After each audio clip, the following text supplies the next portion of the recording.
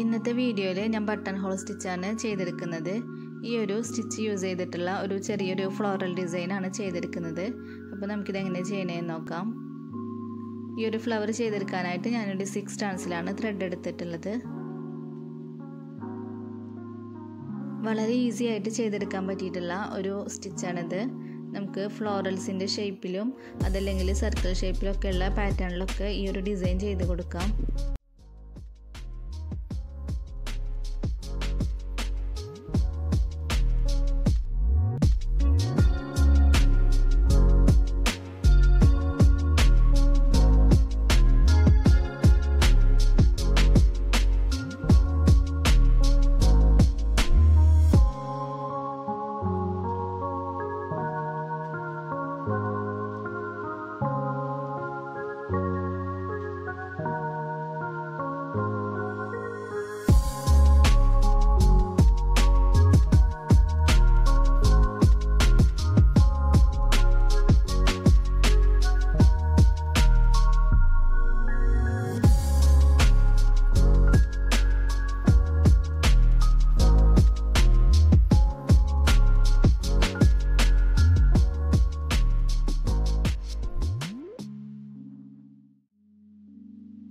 സെൻറ്ററിൽ കുറച്ച് ഫ്രഞ്ച് നോട്ടുകളും കൂടെ ചെയ്തെടുത്തോട് കൂടിയിട്ട് ഈ ഒരു ഡിസൈൻ കംപ്ലീറ്റ് ആയിട്ടുണ്ട്.